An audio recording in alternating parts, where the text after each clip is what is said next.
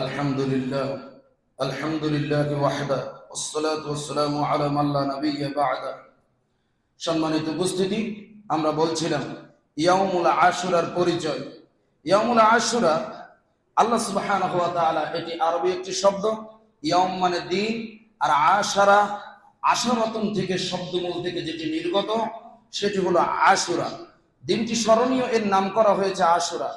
আরবি বর্ষপঞ্জির প্রথম মাস মুহাররম। হাদিসে এই মাসটিকে আল্লাহ সুবহানাহু ওয়া তাআলা, এই মাসটিকে তিনি নিজের নাম করেছেন। আল্লাহ সুবহানাহু ওয়া তাআলা তিনি বলেছেন এই মাসটি হলো আল্লাহর মাস।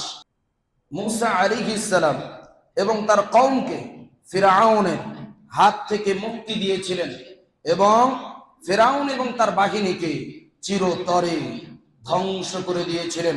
সম্মানিত উপস্থিত মুসলিম ভাতৃমণ্ডলী, ইসলামী শরিয়াতে এই দিনটির গুরুত্ব উপলব্ধি করে আল্লাহর নবী সাল্লাল্লাহু আলাইহি ওয়াসাল্লাম এই দিনে তিনি সিয়াম পালন করেছেন। সুবহানাল্লাহ।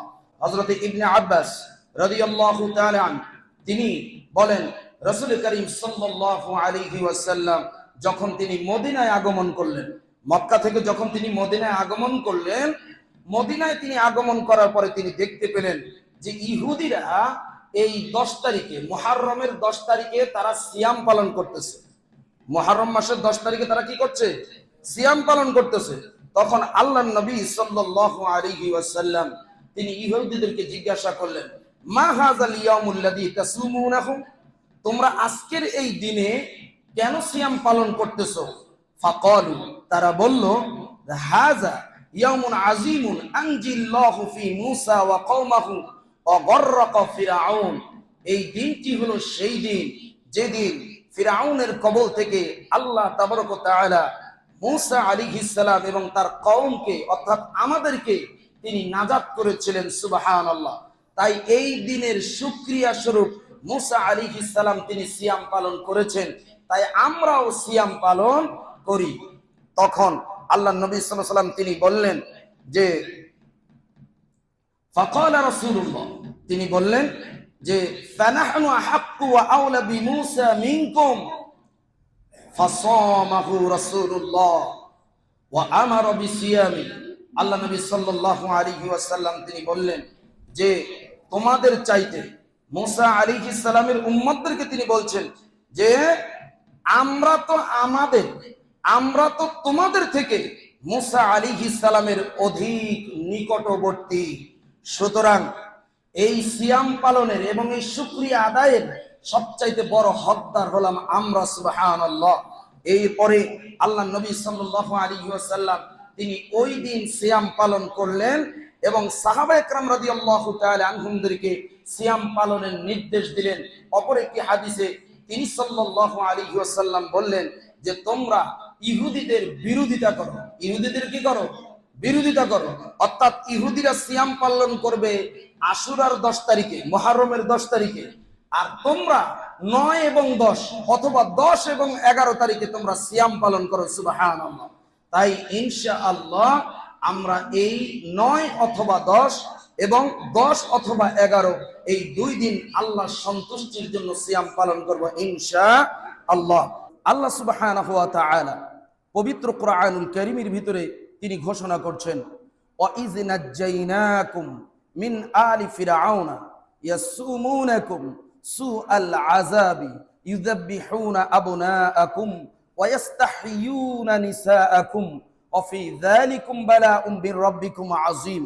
আল্লাহ সুবহানাহু ওয়া তাআলা তিনি বলছেন, আর স্মরণ করো সেই সময়ের কথা। কোন সময়ের?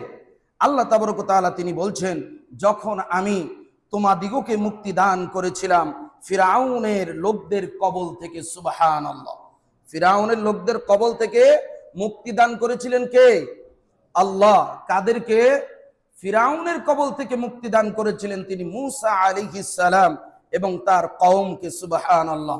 আল্লাহ তাবারক ওয়া তাআলা তারপরে তিনি বলছেন যে, ইউযাববিহুনা আবনাআকুম ওয়া ইস্তাহইয়ুনা নিসাআকুম ওয়া ফি যালিকুম বালাউম মির রাব্বিকুম আযীম। আল্লাহ সুবহানাহু ওয়া তাআলা তিনি বলছেন, যারা তোমাদেরকে কি করত? কঠিন শাস্তি দিত। তোমাদেরকে কি করত? কঠিন শাস্তি দিত। এবং তোমাদের পুত্র সন্তানদেরকে তারা জবেহ করে দিত এবং তোমাদের নারীদেরকে তারা শুধুমাত্র নিষ্কৃতিতে দিত। নাউযুবিল্লাহি মিন যালিক। সম্মানিত উপস্থিতি, তারপরে আল্লাহ সুবহানাহু ওয়া তাআলা তিনি বলছেন বালাউম মির রাব্বিকুম। আল্লাহ সুবহানাহু ওয়া তাআলা তিনি বলছেন, আর যখন আমি তোমাদের জন্য সাগরকে দ্বিখণ্ডিত করে দিয়েছিলাম, অতঃপর তোমাদেরকে বাঁচিয়ে দিয়েছি এবং ডুবিয়ে দিয়েছি ফিরআউন এবং তার লোকদিগকে, অথচ তোমরা তা দেখছিলে। সুবহানাল্লাহ। মুসা আলাইহিস সালাম এবং তার কওমের সামনে ডুবে গেল কারা? ফিরআউন এবং তার বাহিনী, ঠিক না? আর এটা প্রত্যক্ষ করছিল কারা? মুসা আলাইহিস সালাম এবং তার উম্মত, তার কওম এটা দাঁড়িয়ে দাঁড়িয়ে দেখতেছিল যে তারা কিভাবে ডুবে যাচ্ছিল। আল্লাহ তাবারক ওয়া তাআলা সেই বর্ণনাই পবিত্র কোরআনুল কারীমের ভিতরে তিনি তুলে ধরেছেন।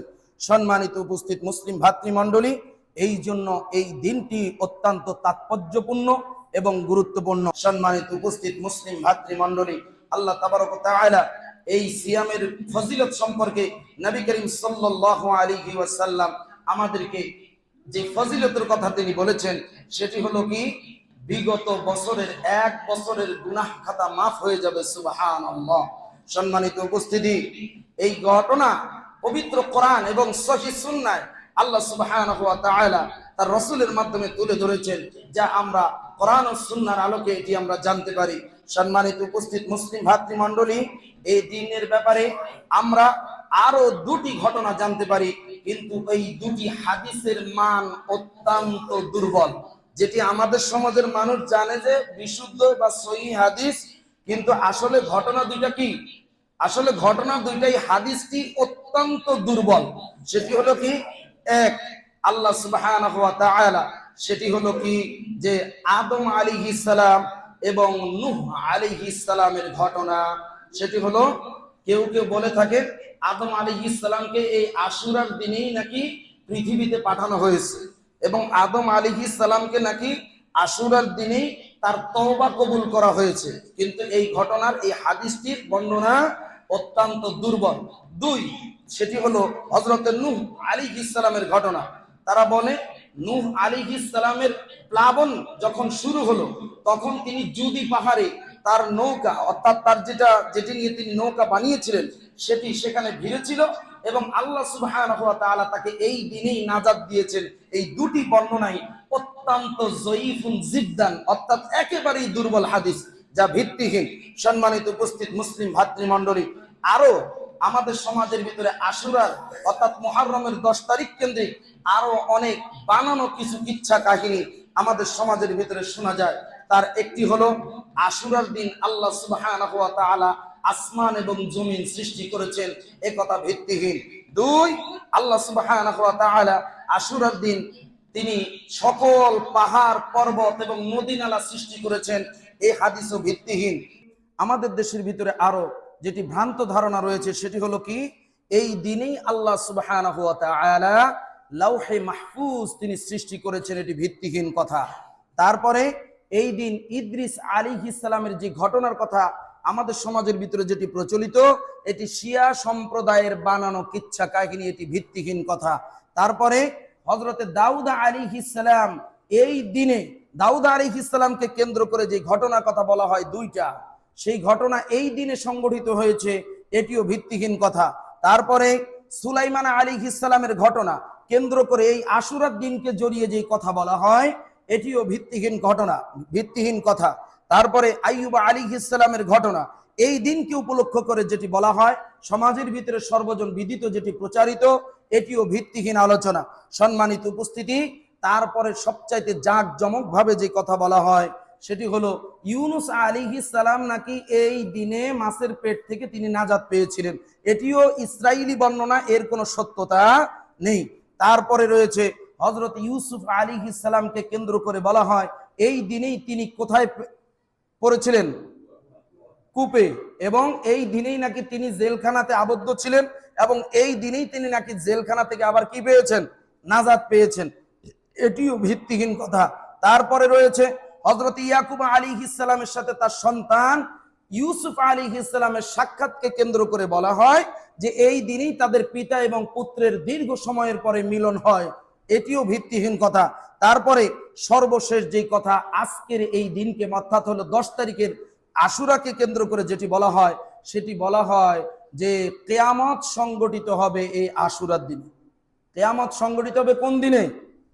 কিয়ামত সংগঠিত হবে, আল্লাহ কোনো বর্ণনা দিছে কোরআনে, কোন তারিখে, কোন মাসে, কোন দিনে এমন বর্ণনা আছে কোরআনে, কিন্তু সেটি হবে কোন দিন? সেটি হবে কোন দিন? জুমা। সেটি হবে কোন দিনে? জুমার দিনে। জুমার দিনের বর্ণনা আছে, কিন্তু কোনো মাসের কথা বর্ণনাতে নাই। সুতরাং এই দিনগুলো, এই ঘটনাগুলো এই সমাজের ভিতরে এগুলো প্রচার ছড়িয়েছে কে? প্রসার করেছে কারা? এই মাস আসলে সবচাইতে বেশি প্রচার প্রচারণা আর উগ্রতা ছড়ায় কারা? শিয়া সম্প্রদায়ের লোকেরা, এতে কোনো সন্দেহ নেই। এজন্য সম্মানিত উপস্থিত মুসলিম ভাতৃমণ্ডলী, আশুরা কেন্দ্রিক যে সমস্ত কথাগুলো আমাদের সমাজের ভিতরে বহুল প্রচলিত, এর বেশিরভাগই ভিত্তিহীন এবং বানোয়াট।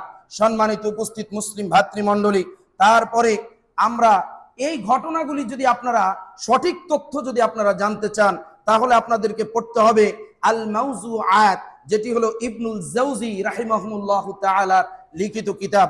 তারপরে পড়তে হবে আল মানার আল মুনিফ, ইবনুল কাইয়িম রাহিমাহুল্লাহ তাআলা তার লিখিত কিতাব। এভাবে অসংখ্য আলেমদের লেখা, অসংখ্য মুহাদ্দিসদের লেখনী আমাদের সামনে রয়েছে ইনশাআল্লাহ। আলহামদুলিল্লাহ, আলহামদুলিল্লাহি ওয়াহদাহু ওয়াসসালাতু ওয়াসসালামু আলা মান লা নাবিয়্যা বা'দাহ। সম্মানিত উপস্থিত মুসলিম ভাতৃমণ্ডলী, আল্লাহ সুবহানাহু ওয়া তাআলা আমাদেরকে এ মাসে, এ দিনে উপস্থিত হবার তৌফিক দান করেছেন। আমরা আবারও শুকরগুজার করি, বলি আলহামদুলিল্লাহ। সম্মানিত উপস্থিত মুসলিম ভাতৃমণ্ডলী, এই দিন সম্পর্কে আমরা বলছিলাম যে এই দিন সম্পর্কে আমাদের যেটা করণীয় সেটি হলো, এক, আমাদেরকে এই দিনে সিয়াম পালন করতেই হবে ইনশাআল্লাহ। এই সিয়াম আমাদের জন্য অত্যন্ত কল্যাণকর। এই সিয়ামের ব্যাপারে আল্লাহ নবী সাল্লাল্লাহু আলাইহি ওয়াসাল্লাম তিনি বলছেন, আফযালু সিয়ামু বা'দা রমাদান শাহরুল্লাহিল মুহাররম। আল্লাহ নবী সাল্লাল্লাহু আলাইহি ওয়াসাল্লাম তিনি বলছেন যে রমাজানের সিয়ামের পরে সর্বোত্তম সিয়াম হলো আল্লাহর মাস মুহাররমের সিয়াম। সুবহানাল্লাহ। সর্বোত্তম সিয়াম কোন মাসের? এই মুহাররমের সিয়ামের ব্যাপারে আল্লাহ নবী সাল্লাল্লাহু আলাইহি ওয়াসাল্লাম তিনি বলেছেন। তাই ইয়ামুল আশুরার গুরুত্ব সম্পর্কে আল্লাহ নবী সাল্লাল্লাহু আলাইহি ওয়াসাল্লাম আরো একটি হাদিসে তিনি বলেন, ওয়াসিয়ামু ইয়াউমি আশুরা আহতিসাবু আলাল্লাহি আন ইউকাফফারা সানাতুল্লাতী ক্বাবলা। আল্লাহ নবী সাল্লাল্লাহু আলাইহি ওয়াসাল্লাম তিনি বলেন, আশুরার সিয়ামের সম্পর্কে আমি আল্লাহ তাবারক ওয়া তাআলার কাছে আশাবাদী যে তাতে আল্লাহ তাবারক ওয়া তাআলা পূর্বের বছরের গুনাহসমূহ তিনি ক্ষমা করে দিবেন। সুবহানাল্লাহ। সম্মানিত উপস্থিত মুসলিম ভাতৃমণ্ডলী, এমন একটি ফজিলতপূর্ণ দিনকে কেন্দ্র করে আমাদের সমাজের ভিতরে যেটি করে সেটি হলো, আপনারা বিভিন্ন সময় দেখেন শিয়াদের নানান বানানো এবং উদ্ভট কিচ্ছা কাহিনী কর্মকাণ্ড আমাদের চোখে পড়ে। সেটি হলো কি, আপনারা দেখেন না ঘটনাগুলি? সেটা হলো এই যে লালু শালু কাপড় পরিধান করে, হাতের ভিতরে প্লাস্টিকের তরবারি, হাতের ভিতরে টিন দিয়ে বানানো তরবারি, তারপরে ঝঞ্ঝর খঞ্জর বিভিন্ন উপাদান নিয়ে আমাদের সমাজের ভিতরে যে মিছিল হয়, তারপরে আমাদের সমাজের ভিতরে আমাদের রাষ্ট্রীয়ভাবে আমরা যেটা দেখি সেটা কি, তাজিয়া মিছিল। কি বের হয়? তাজিয়া মিছিল। এগুলো সব শিরকি কর্মকাণ্ড, এতে কোনো সন্দেহ নেই। এবং সম্মানিত উপস্থিত মুসলিম ভাতৃমণ্ডলী, আপনারা জানেন কোরআন এবং সুন্নাহ যদি আপনি অধ্যয়ন করেন, তাহলে এই যাবতীয় কর্মকাণ্ডের সাথে মুসলিমদের কোরআন এবং সুন্নাহর সাথে এর কোনো আদৌ কোনো সম্পর্ক নাই। আচ্ছা, আপনাদের কাছে প্রশ্ন হলো, ইমাম হুসাইন রাদিয়াল্লাহু তাআলা আনহুর মৃত্যুকে বা শাহাদাতকে কেন্দ্র করে আমাদের সমাজের ভিতরে যে তাজিয়া মিছিল পরিচালিত হয়, তাজিয়া মিছিল যেগুলো চলে, এখন আপনাকে বলি, হুসাইন রাদিয়াল্লাহু তাআলা আনহুর আল্লাহ নবী সাল্লাল্লাহু আলাইহি ওয়াসাল্লামের নাতি, দুই নাতি, তারা যখন জীবিত ছিল এবং আল্লাহ নবী সাল্লাল্লাহু আলাইহি ওয়াসাল্লামের এই নাতি যখন তিনি শাহাদাত বরণ করলেন, তখন আল্লাহ নবীর সাথে থাকা সাহাবায়ে কেরাম রাদিয়াল্লাহু তাআলা আনহুমগণ তারা কি জীবিত ছিলেন না? তারা কি এই শোক মিছিল, তাজিয়া মিছিল এগুলো বের করছিল? ইতিহাসে কোনো প্রমাণ পাওয়া যায়? হাদিসের গ্রন্থে কোনো একটা হাদিস এসেছে? না। তাহলে আজকে আপনি দেখেন যে শুধুমাত্র আপনি একটু লক্ষ্য করেন, তারা আহলে বাইত বলতে পাক পাঞ্জাতনকে বুঝায়। আহলে বাইত বলতে কি বুঝায়? পাক পাঞ্জাতনকে। এক, রাসূল সাল্লাল্লাহু আলাইহি ওয়াসাল্লাম। দুই, হযরতে আলী রাদিয়াল্লাহু তাআলা। তিন, হযরতে ফাতিমা রাদিয়াল্লাহু তাআলা আনহা। চার, হযরতে হাসান রাদিয়াল্লাহু তাআলা। পাঁচ, হযরতে হুসাইন রাদিয়াল্লাহু তাআলা। এই পাঁচজন ছাড়া কি নবীর পরিবারের আর কোন সদস্য ছিলেন না? ছিল কিনা? আপনি বলেন তো, হুসাইন রাদিয়াল্লাহু তাআলা আনহুর মৃত্যু আগে হয়েছিল নাকি আমির হামজা রাদিয়াল্লাহু তাআলা আনহুর মৃত্যু আগে হয়েছিল? কার মৃত্যু? পৃথিবীতে পৃথিবীতে আল্লাহর নবী সাল্লাল্লাহু আলাইহি ওয়াসাল্লামের সব চাইতে আপন, আল্লাহর নবী সাল্লাল্লাহু আলাইহি ওয়াসাল্লামের যত সাহাবা আল্লাহর নবীর হায়াতে জীবিত থাকা অবস্থায় দুনিয়া থেকে বিদায় নিয়েছেন, তার ভিতরে মর্মান্তিক মৃত্যু ছিল, মর্মান্তিক শাহাদাতের ঘটনা ছিল হযরতে হামজা রাদিয়াল্লাহু তাআলা আনহুর ঘটনা। সেটি কি? আপনারা সেটি জানেন। ওয়াহশী তিনি বল্লমের মাধ্যমে আল্লাহর নবী সাল্লাল্লাহু আলাইহি ওয়াসাল্লামের চাচার বুক এফোর ওফোর করে দিয়েছিলেন, গেঁথে দিয়েছিলেন। পরবর্তীতে তিনি বুকটাকে চিরে হামজা রাদিয়াল্লাহু তাআলা আনহুর কলিজা বের করে তিনি হিন্দার হাতে দিলে হিন্দা তা চিবিয়ে তার রক্ত পান করেছিলেন। নাউযুবিল্লাহি মিন যালিক। পরবর্তীতে আল্লাহর নবী সাল্লাল্লাহু আলাইহি ওয়াসাল্লাম কোন সাহাবীর মৃত্যুতে এত কষ্ট পান নাই। আল্লাহর নবী সাল্লাল্লাহু আলাইহি ওয়াসাল্লাম তার চাচার মৃত্যুতে যতটা মর্মাহত হয়েছিলেন, সেই ওয়াহশী যখন ইসলাম কবুল করলেন পরবর্তীতে, তখন আল্লাহর নবী সাল্লাল্লাহু আলাইহি ওয়াসাল্লাম ওয়াহশীকে রাদিয়াল্লাহু তাআলা তাকে বলেছিলেন, ওয়াহশী তুমি আমার সামনে এসো না। কেন? তুমি যখন আমার সামনে আসো, তোমাকে দেখলেই আমার চাচার করুণ মৃত্যুর কথা আমার মনে পড়ে যায়। তার মানে কি? আল্লাহর নবী সাল্লাল্লাহু আলাইহি ওয়াসাল্লাম পৃথিবীর উপরে জীবিত থাকা অবস্থায় যত সাহাবী মৃত্যুবরণ করেছিলেন, সব চাইতে তিনি বেশি কষ্ট পেয়েছিলেন কার ব্যাপারে? হযরতে হামজা রাদিয়াল্লাহু তাআলা আনহুর ব্যাপারে। তারপরে আপনি দেখেন, হামজা রাদিয়াল্লাহু তাআলা আনহুর শাহাদাতের পরে হযরতে ওমর ফারুক রাদিয়াল্লাহু তাআলা আনহুর শাহাদাতের ঘটনা ঘটেছে, চার খলিফার একজন। তারপরে হযরতে উসমান বিন আফফান রাদিয়াল্লাহু তাআলা আনহুর ঘটনা ঘটেছে। এত বড় জলিলুল কদর সাহাবীর ঘটনা, শাহাদাতের ঘটনা ঘটেছে, কিন্তু অন্যান্য সাহাবীরা জীবিত থাকা অবস্থায় তারা তাদের নামে কোনো শোক পালন করেন নাই, কোনো মৃত্যু বার্ষিকী পালন তারা করেন নাই, এবং তাদের নামে 3 দিনা 40 যত মৃত্যু বার্ষিকী এই ধরনের অনুষ্ঠান কালচার তারা পালন করেন নাই। আর আমাদের সমাজে কি করতেছেন আপনি? আমাদের সমাজে এগুলো কি করছেন? তারপরে এগুলোকে কেন্দ্র করে প্রত্যেক বছর হযরতে হুসাইন রাদিয়াল্লাহু তাআলা আনহুর শাহাদাতের বর্ণনা, শাহাদাতের ঘটনাকে কেন্দ্র করে আমাদের সমাজের ভিতরে যেগুলো বলা হয়, আপনারা এগুলো শুনলে আপনারা শিউরে উঠবেন, আঁতকে উঠবেন। সেগুলো হলো কি? এই আশুরার দিনে আম্মাজান আয়েশা রাদিয়াল্লাহু তাআলা আনহাকে ব্যঙ্গাত্মকভাবে অপমান অপদস্থ করার নিয়তে তারা একটা ছাগল বাঁধে, খুঁটির সাথে তারা বকরি বাঁধে, এবং সেই বকরিকে তারা প্রহার করে রক্তাক্ত করে, এবং তারা বলে যারা আম্মাজান আয়েশা রাদিয়াল্লাহু তাআলা আনহুর বিরুদ্ধে, তারা নাকি এর প্রতিশোধ নিচ্ছে। নাউযুবিল্লাহি মিন যালিক। এবং শুধুমাত্র তাই নয়, আম্মাজান আয়েশা সিদ্দিকা রাদিয়াল্লাহু তাআলা আনহাকে তারা বেশ্যা উপাধিতে ডাকে। নাউযুবিল্লাহি মিন যালিক। এরা কারা? এরা হলো শিয়া। এরা কারা? এরা যখন মিছিল নিয়ে আপনার দোকানে আসে, তখন আপনি সিন্নি করার নামে আপনি তাদেরকে 50 এবং 100 টাকা বা আরো বেশি অনুদান দিয়ে থাকেন। ওই একটা 50 টাকা 100 টাকার বিনিময়ে আপনার ঈমান চলে গেছে, এতে কোনো সন্দেহ নাই। বলেন তো, আল্লাহর নবীর কোনো একজন সাহাবীকে যদি আপনি গালি দেন, যদি আপনি তিরস্কার করেন, তাহলে আপনার ঈমান থাকবে? আল্লাহর নবী স্বয়ং বলেছেন, তোমরা আমার সাহাবাদেরকে গালি দিও না। সাহাবীদেরকে গালি দেওয়া কুফরি। সাহাবীদেরকে গালি দেওয়ার সাথে সাথে আপনার ঈমান চলে যাবে। কারণ কি আপনি জানেন? আপনি একটু গভীর থেকে লক্ষ্য করতে হবে যে সাহাবা যারা আল্লাহর নবীর সাথে সঙ্গ পেয়েছিলেন, দেখা পেয়েছিলেন, সাহাবী হয়েছিলেন, এগুলো উপর থেকে অর্থাৎ আসমান থেকে, লৌহে মাহফুজ থেকে এটা নির্ধারিত ছিল। সুবহানাল্লাহ। কে কে ঈমান আনবে আর কে ঈমান আনবে না, মুনাফিকি করবে, কে কুফরি করবে, এটা আল্লাহ জানে না? জানে। তাই স্বয়ং আল্লাহর মনোনীত সাহাবীদেরকে নিয়ে যারা গালিগালাজ করবে, তারা বিরুদ্ধাচরণ করবে কার? আল্লাহ। সুতরাং আল্লাহ যাদের ব্যাপারে বলেছেন রাদিয়াল্লাহু আনহুম ওয়া রাদু আন, আল্লাহ যাদের ব্যাপারে রাজি খুশি, যারা আল্লাহর ব্যাপারে রাজি খুশি, আল্লাহর উপরে সন্তুষ্ট, তাদেরকে আপনি গালি দিলে আপনার ঈমান থাকবে না।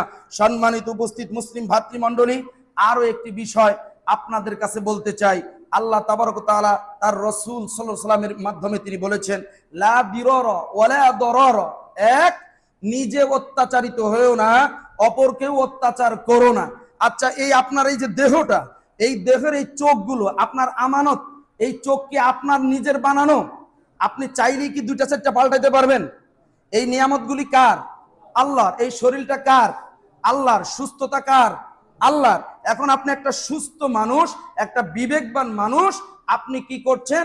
ওই যে শিকল বা খঞ্জর বা বিভিন্ন বস্তুর আঘাতের মাধ্যমে আপনার পিঠ, আপনার বুক, আপনার চোয়াল, এগুলো আপনি কেটে চৌচির করছেন, আর আপনার শরীর থেকে অঝরে রক্ত প্রবাহ হচ্ছে। আচ্ছা বলেন তো, এই সমাজের মানুষ জাল হাদিসের ব্যাপারে, জাল কাহিনী মানার ব্যাপারে সবচাইতে বেশি গুরুত্ব দেয়।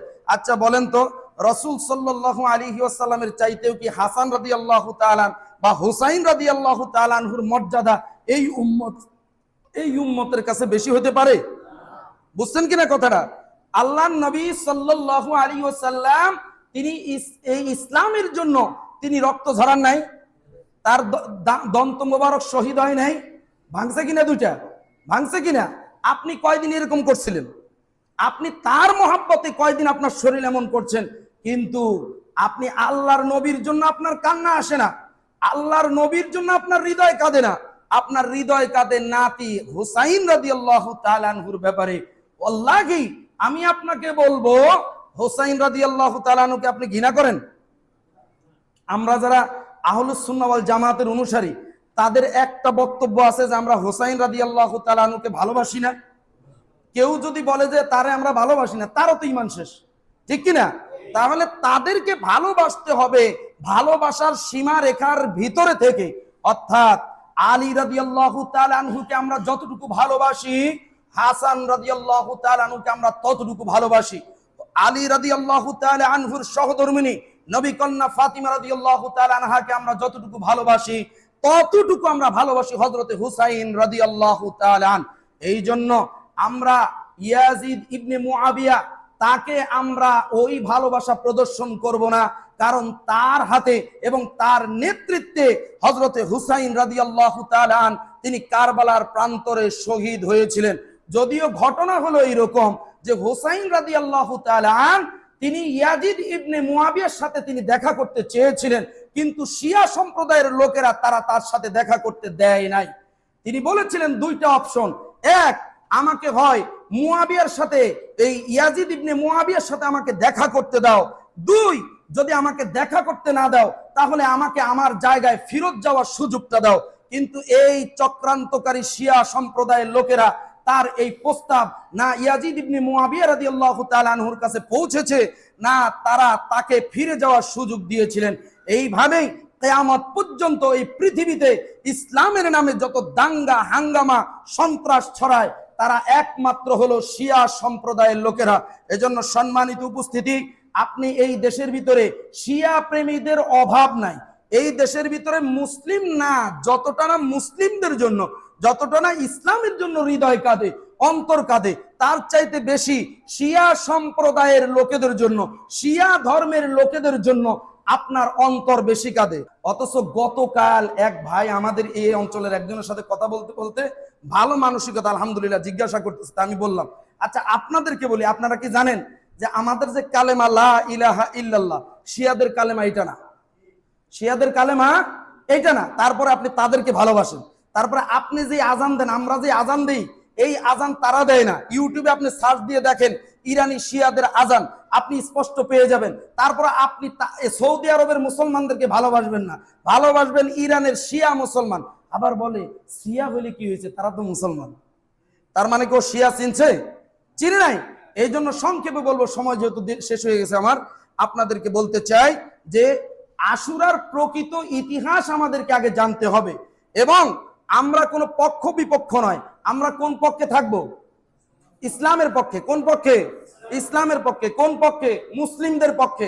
সুতরাং হুসাইন রাদিয়াল্লাহু তাআলা আনহুর শাহাদাতকে কেন্দ্র করে আমাদের সমাজের ভিতরে যত ঘটনা ঘটে, যা কিছু আমাদেরকে বলা হয়, এগুলো মূলত ইরানি শিয়া ইসরায়েলি কিছু কল্প কাহিনী ছাড়া আর কিছুই নয়। প্রকৃত হলো, আচ্ছা বলেন তো, আল্লাহ বলছেন কোরআনে, যার মৃত্যু যেখানে সে সেখানে যাবে কিনা? যাবে কিনা? আল্লাহ বলতেছেন তোমরা যদি সুদূর কোনো দুর্গের ভিতরেও লুকায়া থাকো, মৃত্যু সেখানে কি হয়ে যাবে? পৌঁছায় যাবে। আবার বলছেন লা ইস্তাখিরুনা সাআতান ওয়া লা ইস্তাকদিমুন, একটু আগেও হবে না, একটু পরেও হবে না, যথাস্থানে যথাসময়ে কি হয়ে যাবে? মৃত্যু হবে। তাই যেই বিষয়টা আমরা বুঝি না, যেই বিষয়টা আমরা জানি না, সেটা নিয়ে বাড়াবাড়ি কখনো করার চেষ্টা করব না। আল্লাহ তাবারক ওয়া তাআলা আমাদেরকে ইসলামের প্রকৃত ইতিহাসগুলো সঠিকভাবে বুঝে উপলব্ধি করে আমল করার তৌফিক দান করুন। আল্লাহুম্মা আমিন। ইন্নাল্লাহা ইয়া'মুরু বিল আদলি ওয়াল ইহসান ওয়া ইতা'i যিল কুরবা ওয়া ইয়ানহা আনিল ফাহশাই ওয়াল মুনকার ওয়াল বাগই ইয়া'iযুকুম লা'আল্লাকুম তাযাক্কারুন ওয়াযকুরুল্লাহা তাআলা ইয়াযকুরুকুম ওয়াদউহু ইস্তাজিব লাকুম ওয়া যিকরুল্লাহি তাআলা আ'লা ওয়া আওলা ওয়া আযযু ওয়া জাল্লু ওয়া আতাম্মু ওয়া আহাম্মু ওয়া আ'যামু ওয়া আকবার।